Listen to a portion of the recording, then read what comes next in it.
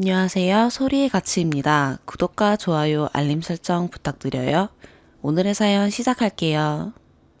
첫 번째 사연입니다. 아버지 간이식, 어머니 도박 문제로 사는 게 사는 것 같지 않아 조언이라도 얻고자 이렇게 글을 쓰게 되었습니다. 저는 20대 후반 취준생 여자입니다. 먼저 제 상황을 요약해서 말씀드리자면 집 상황은 집, 차 등 재산이 없고 2천만 원 정도의 빚밖에 없습니다. 아버지는 20년 넘게 아직도 계속해서 다단계를 하시고 비형 간염 간경화 말기. 아버지는 간이식 절대 안 받을 거라고 못 사는 병이면 자연스레 생을 마감할 거라고 하십니다. 간호사와 의사는 저한테 간이식 해야 한다고 간이식 적합검사를 받으라고 말씀하십니다. 건강보험료는 300만 원 밀려서 당장 안 내면 건보료 공단 혜택도 못 받는 상황입니다. 어머니는 20년 넘게 현재까지도 도박을 계속하십니다. 저는 7살 때부터 중학생 때까지 중간중간 손찌검 및 방치했습니다. 몇 년 전 극단적인 시도로 허리 등 장애 판정을 받으셨습니다. 지금은 저한테 집에 같이 살자고 집에 안 들어오면 생을 마감하겠다고 협박하십니다. 간이식 때문에 고민이 많은데 만약 입장 바꿔 제가 간경화 말기였으면 아버지가 바로 간이식 해주시려고 하실 것 같은데 그럼 당연히 나도 아버지께 간이식을 해드려야 되나 고민되는 상황입니다. 우선 어머니는 금융권에서 일하셨고 아버지는 공무원이셨어요. 그러다 아버지가 주식에 빠져 어머니가 모은 돈 전부를 다 날리셨고요. 그때부터 어머니는 도박에 빠지셨고 아버지는 다단계에 빠지셨어요. 어머니가 아버지께 몇 번이나 저 생각해서 다시 잘 살아보자고 다단계 하지 말라고 서로 통장 내역 다 공개하자고 했는데 아버지는 말로만 그러겠다 하시고 계속 거짓말을 하시고 다단계를 하셨습니다. 두 분 다 바람도 피셨고요. 제가 그걸 다 보고 자랐습니다. 저는 그래도 제 인생 제가 망치고 싶지 않아 열심히 공부했고 착실하고 착하게 살았습니다. 대학교도 장학금으로 생활비는 아르바이트에서 벌었고요. 지금도 계속 아르바이트 중입니다. 지금 상황은 아버지가 비형 간염 말기로 간경화 말기십니다. 복수가 차서 지금 병원에서 이뇨제 등 약물로 복수 빼고 계시고요. 2년 전에도 복수가 차서 병원에서 한 달 정도 입원해서 복수 빼고 퇴원해서 식이요법 등으로 관리하시다가 다시 복수가 심하게 차서 이번에 병원에 또 입원했습니다. 의사는 지금 상황이 많이 심각해서 외동딸인 저에게 간이식을 권하는 상태고요. 그런데 아버지가 20년 동안 공무원으로 근무하시다가 10년 전에 그만두셨어요. 다단계를 하시겠다고요. 공무원 생활을 하시면서도 다단계를 하셨는데 자기 꿈을 이루겠다고 그만두신다고 하셨어요. 어머니랑 저랑 극구 말렸는데도 안 됐고요. 당시 연금을 일시불로 퇴직금으로 모두 다 받으셨는데 1년 만에 2억 정도를 아버지가 다단계 하신다고 반 날리시고 어머니가 도박하신다고 반을 날리셨어요.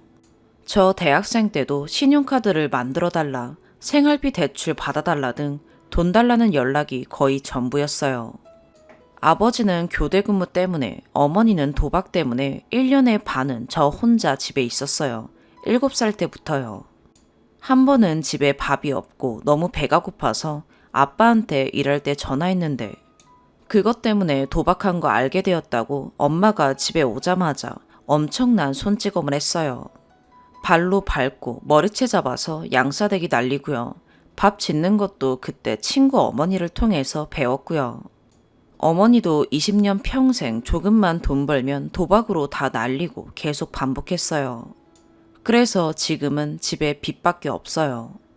9살 때까진 학교 갔다 오면 누렇고 냄새나는 밥에 물을 말아서 김치랑 먹은 기억밖에 없어요. 엄마가 도박하신다고 항상 집에 없었거든요. 그래서 현재도 방에 불 끄면 잠 못 들고요. 불빛이 조금이라도 있어야 잠들 수 있어요. 물론 어머니도 평범한 일상처럼 밥 해주시고 성적 신경 써주시고 한 적 있으세요. 20살 때까지 2년 정도 그랬던 것 같아요. 여하튼 며칠 전에 아버지 병원에서 간호사가 연락이 왔어요. 상황이 많이 심각해서 간이식 적합검사를 받으러 가야 된대요. 아버지는 미안해서인지 본인은 절대 수술 안 받을 거라고 못 살게 되면 자연스레 생을 마감할 거라고 하십니다. 저는 어떻게 해야 될지 모르겠습니다. 안 해드리고 싶은데 그래도 아버지가 가정적이라 다단계만 빼면 저에게 잘해주셨어요. 엄마 사랑 못 받은 거 아버지가 많이 채워주셨습니다.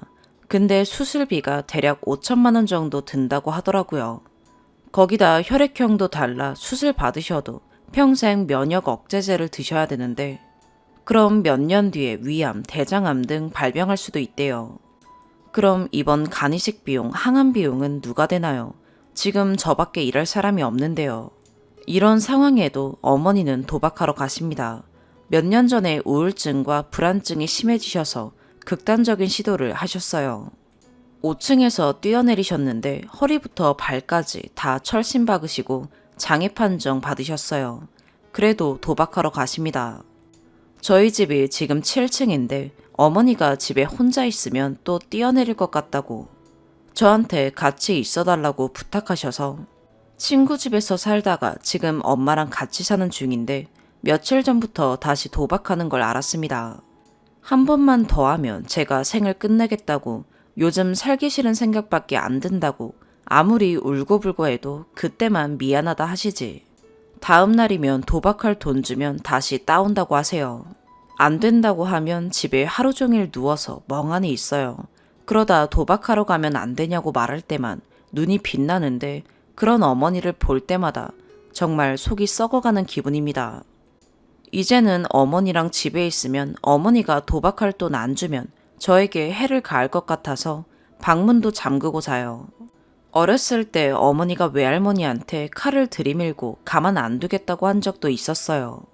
외할머니도 엄마를 손찌검했었거든요. 아버지가 보증 잘못 썼을 때도 부엌에서 칼 꺼내들고 셋이 끝내자 했어요. 이러면서 정말 제가 미칠 것 같더라고요. 친구들이 제 얘기를 듣고는 부모한테 할 둘이 너 다 했다. 인연 끊고 저 혼자 잠적해버리던지 어머니를 정신병원에 보내는 건 어떻겠냐고 하는데 진짜 그러고 싶다가도 어머니가 정말 생을 끝내실까봐 아버지가 돌아가실까봐 그럼 저는 또 평생 죄책감을 갖고 살까봐 두렵습니다. 친구들을 보면 두 분 중 한 분은 그래도 자식 생각해서 정신 차리고 사시던데 지금 저는 부모님께 원망밖에 안 들어요. 간 빼내려고 빚 지우게 하려고 저를 낳았나 생각도 합니다. 제 주위 친구들을 다 둘러봐도 아직도 이렇게 정신 안 차리고 사는 어머니, 아버지는 저밖에 없더라고요. 간이식을 하게 되더라도 저도 회복하는 데 시간이 걸릴 텐데 집에 빚밖에 없고 셋 중에 저밖에 지금 일할 사람이 없는데 저는 결혼도 하고 싶은데 누가 이런 집에 간까지 떼준 여자랑 결혼하고 싶어 할까 생각이 듭니다. 간이식을 해주게 되면 어머니 아버지가 스스로 파놓으신 불구덩이에 제가 제 의지로 다이빙하는 거라 생각까지 들어요. 지금 저는 어머니 아버지가 제 목에 개줄 같은 걸 걸어놓고 양쪽에서 잡아당기는 기분입니다. 우울증일까요? 그냥 감정이 없고요. 멍 때리다 울고 그래요. 너무 힘들어서 정말 부모 자식 연 끊고 잠적해버려도 될지 조언을 듣고자 여기에 글을 올려봅니다. 추가, 댓글들 하나하나 꼼꼼히 읽어봤습니다. 마음 아파서 같이 울어주셨다는 분들 정말 감사드려요. 댓글 보면서 펑펑 울었습니다. 제 자신이 너무 가여워서요. 집에 들어오지 않는 엄마 기다리면서 밤새도록 베란다 붙잡고 아파트 입구 지나가는 사람이 엄마인가 싶어 한참을 들여다보고 그 안쓰러운 7살짜리 여자아이가 계속 떠올라서요. 주작이라 하는 분들도 계신데 주작이면 좋겠네요. 여기서 더 어떻게 자세히 설명해야 실화로 믿어주실지 모르겠어요. 저는 제가 아프지 않아서 그래도 나 정도면 많이 행복한 거다 하고 스스로 생각하며 살았는데 그게 아닌 거 이제 정확히 알았습니다. 어렸을 때 평범한 가정이 아니었다는 걸 성인이 되고 나서야 알았어요. 그 전까진 그래도 저 안 버리고 도망 안 가고 20살까지 밥 해주시고 학교 보내주신 거 감사하면서 살았거든요. 혈액형 안 맞는데 간이식 할 수 있고 간이식 검색하시면 다 나와요. 보험금 얘긴 부모님이 항상 보험금 가입하면 얼마 안 있다가 해약한 그런 보험이 많아요.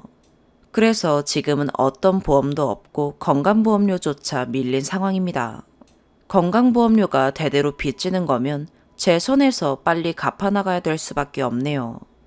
대학 졸업 후 지금 취준생이에요. 아르바이트가 8월에 끝나는데 지금은 엄마가 일하는 곳을 알고 계셔서 찾아오실까 두렵습니다. 대학생 때도 본인 뜻대로 안 되셔서 과사에 전학해서 저 퇴학시킨다고 하신 적이 있거든요. 8월 후에 아빠랑만 연락하고 잠적할 생각이에요. 간이식도 안 하려고 마음 굳혔습니다. 아버지가 병원에 호스 꽂고 입원해 계신 거 보면 또 눈물 나고 마음 약해지겠지만 주식과 다단계로 먼저 가정 파탄나게 하신 분은 아버지라는 거 계속 생각하려고요. 그것조차 참 죄송하고 또 슬프네요. 어제도 엄마가 관리비, 휴대폰비 말씀하시면서 8만 원을 급하게 입금해달라고 하셔서 입금해줬더니 또 그 돈으로 도박하러 가셨더라고요. 엄마가 자식 손 놓은 거라 생각하면서 살 겁니다. 목숨으로 협박하니 정신병원도 알아보려고요. 며칠 전에 아버지 기초생활수급자 신청했어요. 그래도 수여자 간이식 비용은 보험 처리 안 돼서 700에서 1000만 원 정도는 제 사비로 내야 되는 것 같더라고요. 여하튼 간이식은 안 할 생각입니다. 그리고 친척분께 도움 요청해 보시라는 댓글도 봤는데 할아버지께서 돌아가실 때 병원비를 아빠가 다 냈어요. 형제가 많은데 다른 분들은 형편이 어려우셔서 아버지가 카드로 빚지면서 몇천만 원을 다 냈습니다. 그래도 사정 풀려서 경제적으로 넉넉한 형제분께 병문안 가달라는 것 때문에 며칠 전에 연락을 드렸는데 돈 달라는 건 줄 아셨는지 자식이 저 혼자니 알아서 하라고 딱 잘라 말하셔서 그걸로 마음문 닫고 알겠다고 전화 끊었어요. 돌이켜보면 초등학교 10살 때도 아버지가 다단계 하신다고 빚을 1억 5천 정도 지시고 사채까지 쓰셔서 학교 다닐 때 사채업자들이 쫓아온 적 있었던 것 같아요. 집에 빨간 딱지도 붙여지고요. 그래도 아버지는 정신 못 차리셨어요. 빚은 많이 갚으셨지만 여전히 한탕주의 못 버리세요. 매번 한 달 뒤면 부자 된다. 1년 뒤면 부자 된다. 그러다 20년이 지나간 거고요. 어머니는 어렸을 때 매일 도박하고 들어오기 전에 전화로 집안일, 청소, 빨래, 설거지 등 다 해놓으라고 하셨고 항상 다 했어요. 어머니 어렸을 땐 외할머니가 그것보다 더 심한 거 시켰다면서 합리화하셨고요. 그래서 제 친구 일기장엔 저랑 놀기 힘들다고 저희 집 오면 제가 항상 집안일 하고 있다고 적어놔서 친구 어머니가 놀라신 적도 있어요. 엄마 바람핀 장면을 직접 목격하기도 했고 길거리 걸어다니다가 마주쳤는데 어떤 아저씨 팔짱 끼고 저 모른 척 지나간 적도 있습니다. 고등학생 때라 학교 선생님께 힘들다고 다 털어놨더니 선생님이 엄마한테 다 얘기해서 쪽팔려서 학교 못 가겠다면서 미안하단 말씀 한마디 없으시고 오히려 저에게 상처 주시더라고요. 몇 년 전 5층에서 뛰어내리셔서 6개월 병원에 입원해 계실 때 제가 주말마다 가서 간병해드렸습니다. 그걸로 딸 역할 다 한 거 맞죠? 그리고 답답하게 왜 미리 못 끊어냈냐고 하시는 분들, 제 어렸을 때 기억은 아버지 어머니가 잘해준 기억도 있고 그게 절 힘들게 했어요. 차라리 절 버리고 가셨으면 오래전부터 딱 끊어낼 수 있었겠죠. 친구들 사이에서도 저 여리고 정 많다고 다들 그래요. 이젠 제가 바뀌어야겠죠. 그래도 엄마 아빠가 마음으로는 저를 사랑하고 응원하는 거 압니다. 제 꿈은 항상 응원해 주셨어요. 부모로서 못해준 게 미안하고 잘 커줘서 고맙다고 늘 말씀하세요. 하지만 누군가 말씀하셨듯이 그건 생물이 가지는 본능이고 본인들 행동이 안 바뀌시고 살아온 결과로 저에게 상처 주시면 저는 제 인생 꿋꿋이 잘 사는 것밖엔 답이 없는 것 같아요. 저도 제 인생 살아야죠. 저를 가장 소중한 가족으로 살라고 말씀하신 분 말씀 기억하면서 살아갈게요. 글 안 지우고 마음 약해질 때마다 댓글들 보러 오겠습니다. 얼굴도 이름도 모르는데 자기 일처럼 아파해 주시고 조언해 주셔서 정말 감사드립니다. 두 번째 사연입니다. 처음으로 글을 써보네요. 많이 울어서 정신없어서 두서없이 글을 쓰는 점 이해 부탁드립니다. 긴 사연이지만 현명하신 분들 조언 부탁드립니다. 저는 홀어머니의 외동딸입니다. 진짜 외동딸은 아니지만 초등학교 때부터 어머니와 둘이서만 지내서 그렇게 알고 있는 지인들도 많아요. 제가 초등학교 때 부모님 이혼으로 저는 엄마와 오빠는 아빠와 떨어져 지냈고 그 후 저는 아빠와 왕래가 없어요. 제가 기억하는 아빠의 모습은 엄마와 저를 손찌검하는 모습뿐이고 위자료나 양육비 일절 없이 이혼하셨습니다. 현재 저는 초등학생 때부터 아빠의 손찌검으로 한쪽 귀가 거의 안 들리는 상태이고 오빠란 사람은 고등학생 때 본인이 못 키운 엄마 마음을 이용한 듯 용돈을 달라면서 한 번씩 오더니 제가 20살 간 넘은 나이에 엄마께서 뇌출혈로 쓰러지셨을 때 서울대학병원에서 수술하셨는데 저 혼자 그곳에 두고 가더니 그 후로 지금껏 연락 한 번 없어요. 뇌 수술 후 의사선생님께서 10명 중 1명꼴로 나타나는 운 좋은 상태라고 전혀 장애 없이 지내고 계세요. 저는 이런 여러 이유로 엄마를 안쓰럽게 생각하고 같은 여자 입장에서 힘든 삶을 보내셨기에 저를 힘들게 키우셨기에 많이 속상합니다. 엄마께서는 늘 집에만 계시고 취미도 없으시고 친구분들도 거의 없으세요. 문제는 너무나도 저를 힘들게 하시는 폭언과 비상식적인 행동입니다. 예를 들면 전화가 와서 받으면 본인이 화가 난 얘기를 하세요. 그럼 저는 듣다가 일하는 중이라고 얘기하거나 제 반응이 본인 마음에 안 들면 갑자기 진짜 귀가 아플 만큼 소리를 지르고 그때부터 폭언이 쏟아지는 그런 상황이요. 지금 바쁜데 왜 그런 얘기를 하느냐, 나중에 전화하겠다 하면 내가 부모가 있냐, 서방이 있냐, 친구가 있냐고 화를 내시고 아니, 엄마가 기분 나쁜 얘기를 왜 나한테 얘기하고 내 기분까지 나쁘게 하냐고 아무리 얘기해도 그럼 누구한테 얘기하냐면서 무작정 화를 내세요. 나는 딸이지 부모도 남편도 친구도 아니라고 다른 엄마들은 안 그런다고 해도 넌 내 딸이니 당연하다고 하세요. 저는 감정 쓰레기통 같은 삶을 얼마나 오래 견디고 살았는지 몰라요. 학생 때는 저희 엄마 무섭다고 친구들이 집에 오지를 않았고 성인이 되고서는 혹시 새엄마냐고 묻는 사람도 간혹 있었어요. 조금이라도 본인 마음에 안 들면 서방복 없는데 자식복은 있겠냐며 지금 극단적인 선택을 하겠다. 내 장례식에 오지 마라. 지금 옥상에서 떨어지겠다. 라는 협박 같은 소리를 합니다. 전 제가 뭘 잘못했는지 몰라요. 그냥 우선 생을 끝낸다는 소리는 막고 싶어서 무조건 잘못했다 했었고 화가 나셨는데 생활비 드리고 돌아서면 현관문 밖으로 돈봉투를 던지면서 돈 준다고 유세 떠냐고 하시곤 문을 닫아버리죠. 계단으로 떨어진 지폐를 주워 담으며 많이 울기도 했었죠. 그리고 화가 풀릴 때까지 몇 달이고 연락을 안 받으세요. 그럼 저는 아프신 엄마 걱정에 혼자 답답해서 힘들죠. 전화만 와도 심장이 쿵쾅거리며 터질 것 같아요. 오늘은 또 무슨 일로 화를 낼지 모르니까요. 그렇게 오랜 시간이 지나고 보니 저 혼자 힘든 그런 일은 안 만들게 되더라고요. 통화를 해도 할 얘기만 하고 바로 끊으려고 노력하고 엄마랑 단둘이 같이 있는 시간을 줄이려고 했어요. 얘기를 하다 보면 언제 무슨 말 끝에 화를 내실지 몰라서요. 저는 10년 넘게 공황장애로 정신과 치료를 받고 있어요. 쭉 받은 건 아니고 회복되었다가 다시 재발하고 반복되고 있어요. 문제는 얼마 전 암 진단을 받으셨고 수술은 불가능하고 항암 치료를 하고 계신데 저를 대하시는 부분이 상상도 못할 정도로 심해진 상태예요. 초기라고 수술만 하면 된다고 해서 큰 병원을 가서 일주일 검사하고 수술 날짜 잡고 내려오는 상황이었는데 일주일 검사가 3주가 되고 꼼짝없이 병원에서 엄마를 돌보는데 피가 마르고 극단적인 생각이 들 만큼 힘들었어요. 눈만 뜨면 화를 내고 밥을 드시라고 한마디 하면 너 때문에 더 아픈 것 같다고 마음 아픈 얘기를 하시는데 어디 가서 조금 쉬고 숨 쉴 곳이 없더라고요. 24시간 함께 있는데 진짜 살기 싫더라고요.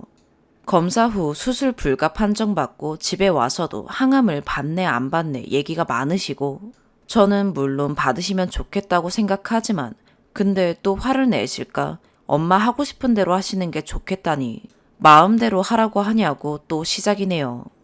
그냥 제가 존재하는 것 자체가 싫은 것 같은데 그렇다고 아프신 분을 혼자 둘 수도 없는 상황이고요.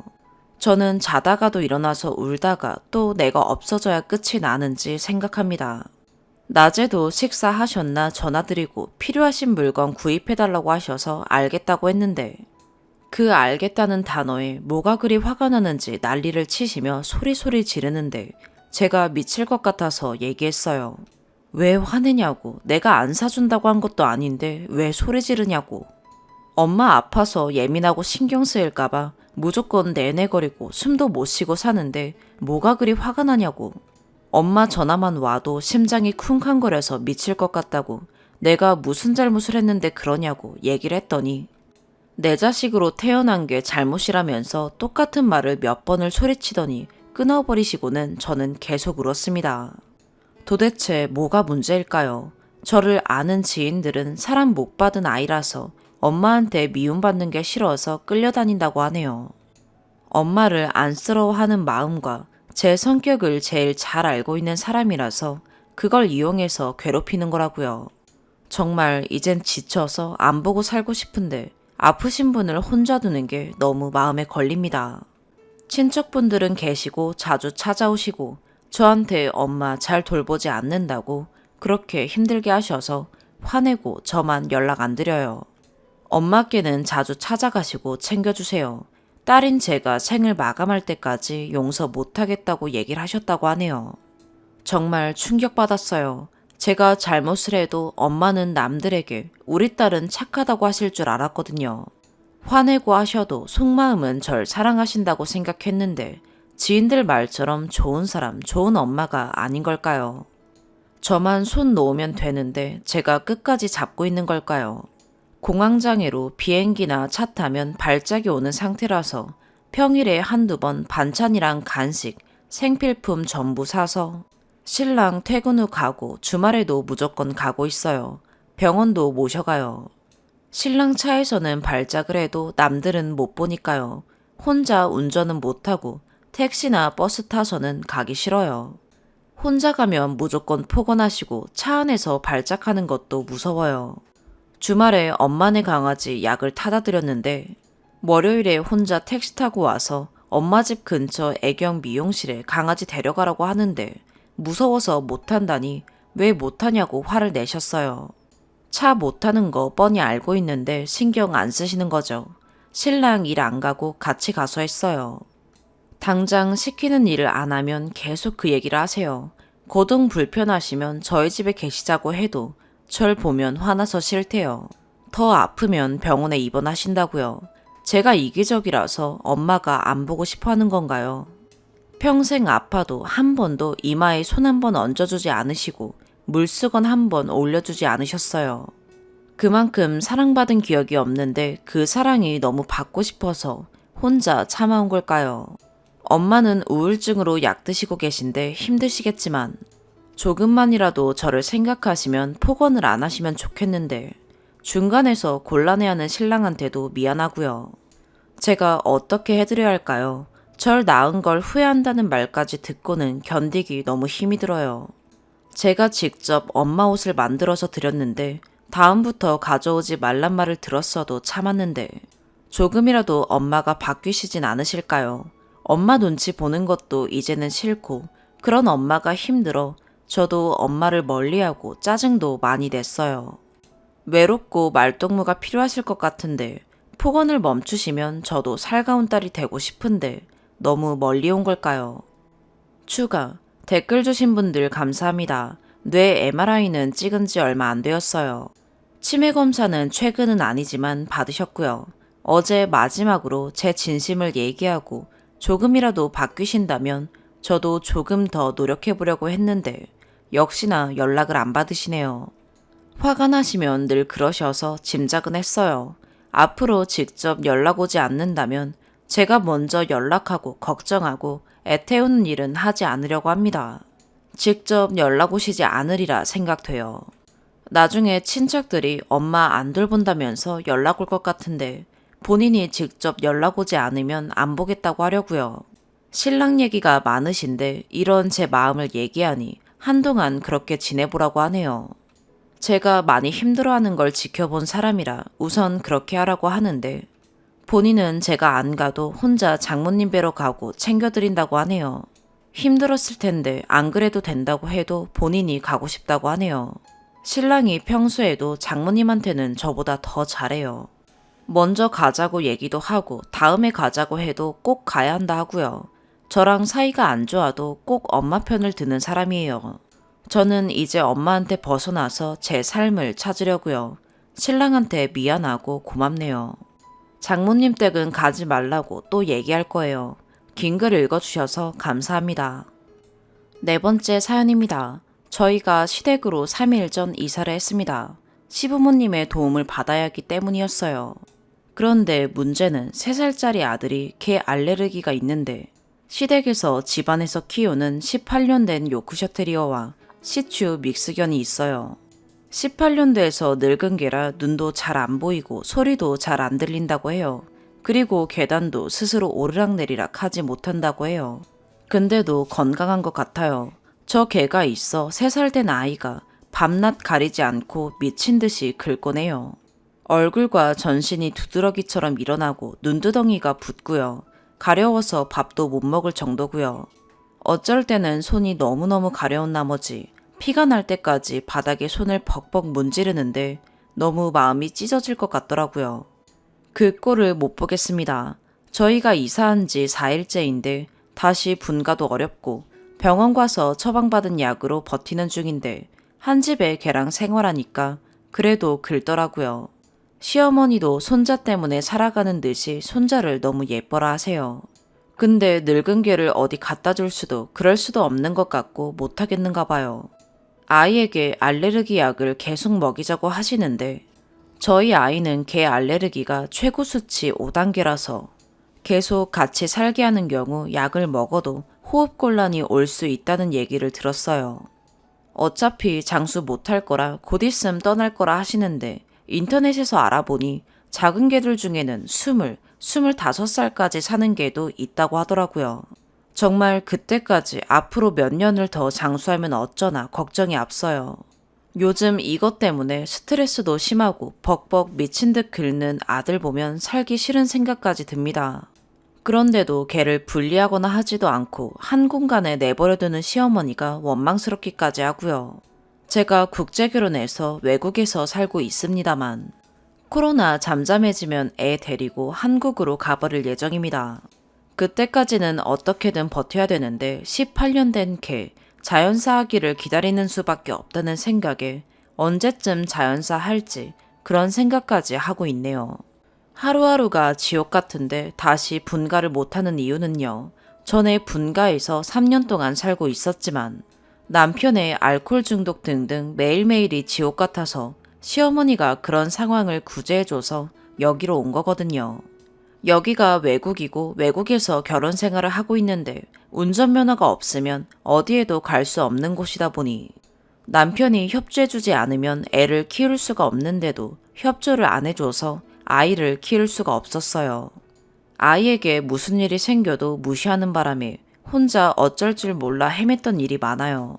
저에 대한 무시와 모욕도 서슴지 않았고 아이에게 폭언 그리고 아기를 상대로 가끔씩 폭력적인 모습도 보여주곤 했습니다.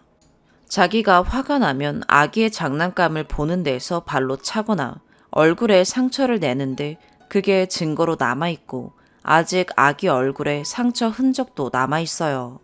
다시 분가해서 이런 남편과 덩그러니 살아가는 건 너무 지옥이지만 시댁에서도 개 알레르기 때문에 개와 같이 생활을 해야 하는 환경이 너무 정상이 아닌 것 같습니다. 차라리 아이 데리고 한국으로 돌아가는 게 나을까요? 그런 생각도 있기에 아이 약으로 좀 버티면서 있다가 코로나 잠잠해지거든 떠나려고 했거든요. 몇 번이나 한국으로 도망치듯 떠나곤 했었지만 남편이 잘못했다고 빌어서 다시 돌아가면 바뀐 건 없고 분가하면 다시 반복될 것 같습니다. 어떻게 하면 좋을까요? 추가. 제가 사정을 제대로 안 써서 전달이 조금 오해된 부분이 있는데요. 남편은 평소 폭력을 많이 쓰는 건 아니지만 저와 싸울 때 딱 한 번 아이에게 화풀이식으로 물건을 던져 얼굴에 상처를 냈고요. 그게 지금까지 3년 살면서 딱 한 번 있었습니다. 가끔씩 아기 장난감을 화가 난다고 발로 찬 적도 있습니다. 제가 외국에서 의지할 데가 없어 오로지 남편만 보고 사는데 육아 스트레스로 징징대던가 남편한테 애 줄 건데 왜 먹냐고 먹는 걸로 구박하고 그런 적도 있어서 저도 잘못했던 거라고 생각하고 있었습니다. 아기한테 그런 건 잘못이지만 제가 평소 남편을 무시하고 그랬기에 제 잘못으로 아이에게 화살이 돌아온 거라고 생각했었어요. 근데 남편은 제가 외국 생활을 하면서 저를 언제나 방치하고 외롭게 하고 그런 생활의 반복이었습니다. 향수병이 오든 뭐든 외국에서 힘든 점을 개선해가고 싶어도 제 말을 무조건 안 들어주고 무시하고 너무 힘들었습니다. 면허만 있으면 자유자재로 남편에게 정신적으로 의지 안 하고 먹고 싶은 거 언제든 사러 가고 그럴 수 있을 것 같아서 면허 따보려고 얘기도 했으나 따게 해줄 마음이 없는지 경제적으로 힘들다는 얘기만 돌아왔어요. 별도의 카드에 400이 있는데 그거는 그럼 뭐 할 때 쓸 거냐고 하니 자기의 노후를 위해 모아둔다네요. 여기가 싫으면 한국 가든지 라는 식이어서 결국 도움받을 곳이 없는 저는 무작정 70만 원 택시비를 날려가며 한국으로 도망치듯 나갔습니다. 한국 가면 안 돌아올 거란 걸 예상했는지 자기 차로는 안 보내주거든요. 집에서 공항까지 5시간이 걸려요. 제발 돌아와 달라고 빌고 아이는 우연히 아빠랑 노는 아이들을 보면 빤히 쳐다보기만 하고 역시 아이에게는 아빠가 필요한 거구나 라고 생각하며 크게 나쁜 짓을 한 게 없으니 다시 돌아가곤 했었습니다. 근데 이번에 다시 돌아와서 너무나 충격 먹은 게 저에게 화가 난다고 아이에게 물건을 던져 얼굴에 상처를 입힌 것이었습니다. 여성 상담센터에 연락을 해서 신고하고 증거도 남겨두었습니다. 아이가 최근 RS 바이러스에 걸려 너무 힘들어했는데 남편이 아이 병원도 안 데려다주고 협조를 해주지 않았어요. 그래서 시어머니가 데려다주고 시어머니 도움을 받았습니다. 그렇게 해서 제 사정을 듣고는 시댁에 갑작스레 이사하게 된 거였어요. 다시 남편과의 원룸으로 돌아가면 저는 또 아무도 없는 외국에서 아기가 아프기라도 하면 어디에도 도움받을 곳이 없이 불안에 떨어야 하고 한국에도 보내주지 않을 것입니다. 제 목표는 어서 아이를 데리고 한국으로 돌아가는 건데 분가하면 전처럼 분명 경제적으로 힘들다고 한국으로 보내주지 않을 거예요. 시댁에 있으면 경제적으로 조금 나으니 한국에 가도 된다고 합니다. 근데 그동안에 개 알레르기 때문에 여기 있어도 아이가 너무 걱정됩니다. 아이가 1일부터 RS 바이러스로 많이 힘들어하고 지금도 아직 완치되지 않았는데요. 그걸 고스란히 밤낮으로 지켜본 저는 다시 코로나로 위험한 공항까지 가는 게 덜컥 걱정이 되고 아이에게 못할 짓 하는 것 같아서 제가 참고 코로나가 안정될 때까지 기다릴 생각이었습니다. 엎친 데 덮친 격으로 개 알레르기로 힘들어하니 차라리 남편과의 원룸에서 당분간 지내볼 생각이었습니다. 원룸에 있다가 한국으로 돌아가는 게 저로서는 제일 나은 판단이라고 생각했어요. 조언 좀 부탁드립니다. 4번째 사연입니다. 결혼 7개월 차 새댁입니다. 다름이 아니라 주위엔 결혼한 지인이 많이 없고 예민한 문제라 생각하여 가끔 눈팅만 하던 여기에 조언을 얻고자 글을 쓰게 되었습니다. 추석을 앞두고 차례 때문에 고민이 이만저만이 아닙니다. 일단 저희 친정아빠는 외아들입니다.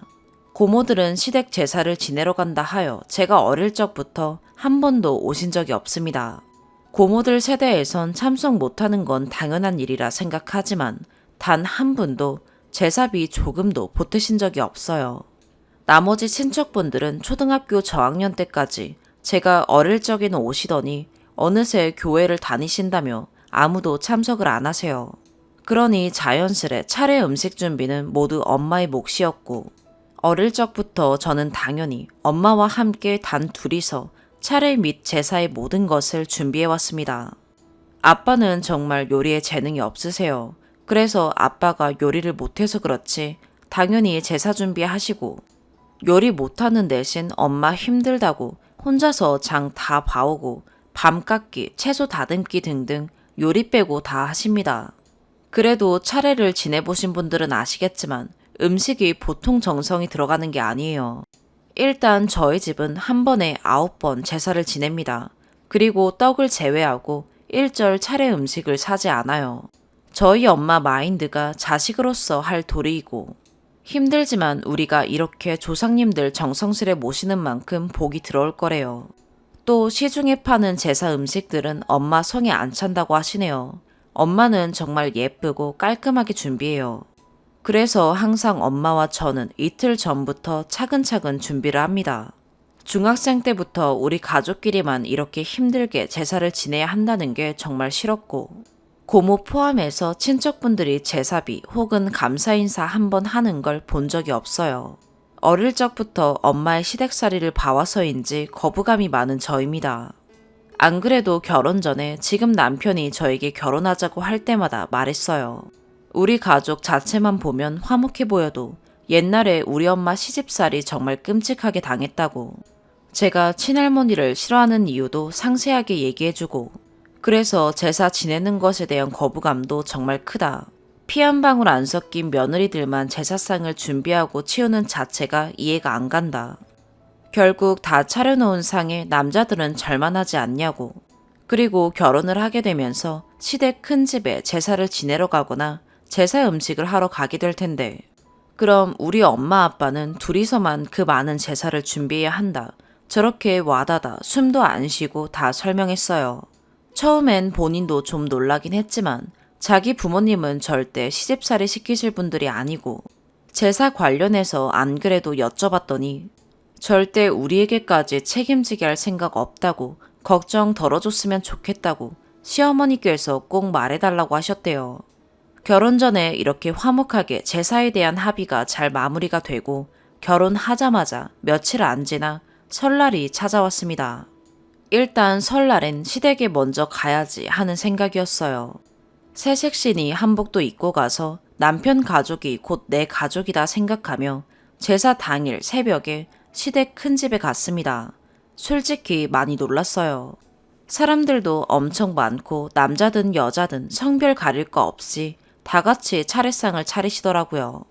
혼자서 음식하고 있을 엄마 생각하니 조금 슬퍼지기도 했고요. 어찌됐든 저도 열심히 도우며 다 같이 제사도 지내고 성묘도 다녀왔습니다. 그리고 얼마 전 남편에게 추석에는 우리 친정 가는 거지 했더니 시댁에서 많이 놀라실 것 같다네요. 설날 때처럼 전날에 가서 음식하는 거 도와드리고 당일엔 큰 집 가는 걸로 하면 안 되냐고 조심스레 물어보는데, 네, 남편의 말이 이해는 가지만 마음이 아픈 건 어쩔 수가 없네요. 인터넷상에서 보면 정말 똑부러진 젊은 며느리들 많던데, 시댁에 설날, 추석 돌아가면서 찾아뵙겠다는 말씀 드리려니 버릇없게 보실까 싶기도 해요. 설날에도 같이 음식하러 갔더니 친정엄마가 절반 이상은 다 해둬서 딱히 뭐 도움드리고 온 것도 없었습니다. 그리고 저는 차례상 치우는 게 가장 힘들더라고요. 식기도 다 나무라서 설거지도 못해요. 뜨거운 물에 생주를 적셔서 기름기 하나하나 다 닦고 마른 수건으로 다시 닦아주고, 그렇게 기름기 없어질 때까지 닦고 베란다에 정리해둡니다. 식기류 말고도 정리할 게 많아요. 상이 정말 크고 무거운데 상이라던가 병풍이라던가 등등. 이거 다 식기류 치우고 음식 소분하는 건 저랑 엄마, 식기류 정리하고 제사도구들 정리하는 건 저랑 아빠. 이렇게 둘이서 평생을 한맞춰 해오던 일인데 이제 앞으로 쭉 못 도와준다고 생각하니 너무 마음이 아픕니다. 시댁은 이렇게 서로 도우며 할 사람들도 많은데 저희 가족은 저 포함해서 넷뿐이에요. 남동생은 이제 대학생이라 집에 없습니다. 다른 분들은 어떻게 하고 계신가요? 지혜로운 조언 부탁드립니다. 남편과 저의 사이는 정말 좋고 친정과 시댁 사이도 정말 좋아요. 정말 고민돼서 올리는 글이니 혹시나 비방하는 글들은 자제 부탁드립니다. 추가로 판에서 항상 이런 가사 문제는 남편 쪽이 많은 지원을 해줬다면 여자가 하는 게 마땅하다는 말씀이 많으시던데, 신혼집 매매 비용 절반은 시댁 지원 포함해서 남편이 해오고 1억의 은행 대출과 나머지 비용은 저희 친정에서 지원해줬으며, 나머지 혼수 및 결혼 비용은 제가 다 부담했고 결혼식까지도 칼같이 반반으로 계산했어요. 지금도 각자 회사 다니고 있고 저도 남편도 대기업 다녀서 연봉도 비슷합니다. 경제력 우위 따질 거 없어요. 추가. 먼저 제사와 차례에 대해 짚어주셔서 감사합니다. 제 설명이 조금 부족했던 것 같아 덧붙입니다. 남동생은 미국에서 유학생활 중이에요. 매번 명절마다 비행기로 10시간이 넘는 거리를 오기엔 무리가 있어서 참석을 못하고 있습니다. 또 친척과 고모들이 못 오거나 제사비 지원해주지 않는 것에 대해 불만감을 갖는 건 오지도 않으시는 분들이 차례와 제사는 꼭 지내라고 강요하기 때문이며, 외갓집, 즉 저희 엄마 형제도 외아들이라 삼촌이 한 명뿐입니다. 엄마와 같은 환경임에도 불구하고 엄마와 이모들은 차례비와 차례상에 올라갈 과일들을 각자 보내십니다. 그래서 제 입장에선 이해가 안 갈 뿐더러 도움 주는 것도 없으면서 강요하는 모습이 싫었던 거고요. 그래서 엄마 입장에선 친할머니까지 가세하여 다들 강요를 하니 이왕 하는 거 제대로 하고자 그 고생을 하고 계신 겁니다. 네, 사서 고생하는 거라 생각해요.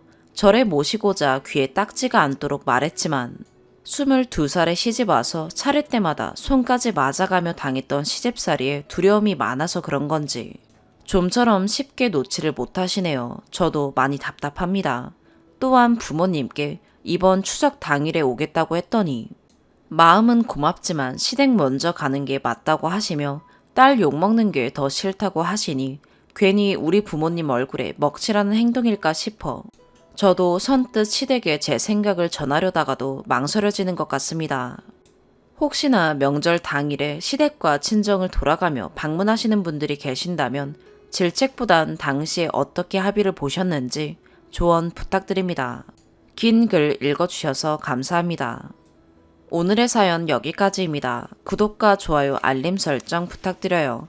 시청해주셔서 감사합니다.